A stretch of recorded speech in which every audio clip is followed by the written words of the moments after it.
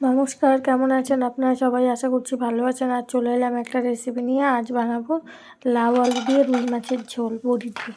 তার জন্য এখানে কড়াইতে তেল দিয়ে প্রথমে বড়িটাকে লাল লাল করে ভেজে নেব। ওদিকে মাছ ধুয়ে লবণ হলুদ মেখে রেখেছি। এখানে চাকা মাছ নিয়েছি আমি, রুই মাছ। আপনারা চাইলে বাটা, কই, শোল, ল্যাঠা যে কোনো আর কি মাছ দিয়েই করতে পারেন, কিন্তু দেশি মাছ দিয়ে করলে বেশি ভালো লাগে, যেই নামগুলো বললাম। এবার বড়িটাকে ভালো করে নেড়েচেড়ে ভেজে নিয়েছি। অনবরত না নাড়লে পরে পুড়ে যাবে। এবার এটাকে তুলে রাখবো। এটা কিন্তু বিউলির ডালের বড়ি। আর এবার মাছটাকে ভালো করে ভেজে নেব কড়া করে।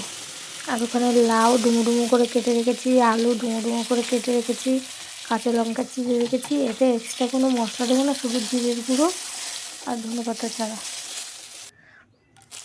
ওই তেলের উপর দিচ্ছি তেজপাতা, জিরে ফোড়ন দিয়ে টুকরো করে কেটে রাখা আলু দিয়ে দিচ্ছি।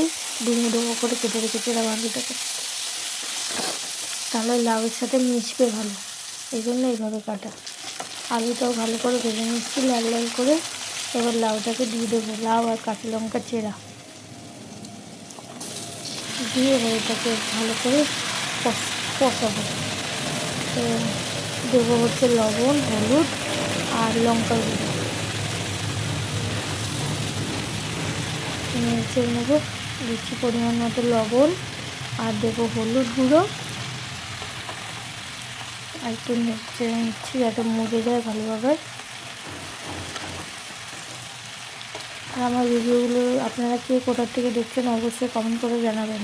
একটা লাইক করতে কিন্তু ভুলবেন না। দিচ্ছি পরিমাণ মতো হলুদ, দিচ্ছি লঙ্কার গুঁড়ো পরিমাণ মতো, দিয়ে আরেকটু নেড়ে সামান্য জল দিয়ে এটাকে ঢাকা দিয়ে দেবো।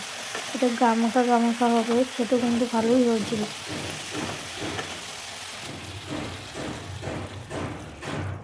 দিচ্ছি পরিমাণ মতো জল, এটাকে দিয়ে দেবো উপর থেকে বড়িগুলো, নাহলে বড়িগুলো সেদ্ধ হবে না। এটা চাল কুমড়ো আর বিউলির ডালের বড়ি। একটু নেড়ে এবার দিয়ে দেবো মাছগুলো দিয়ে আবার একটু ঢাকা দিয়ে রাখবো।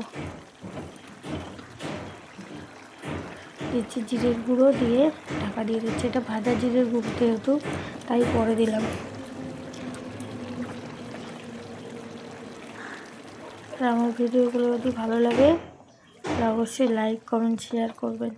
ইউটিউব থেকে দেখলে চ্যানেলটাকে সাবস্ক্রাইব করে আমার পাশে থাকবেন।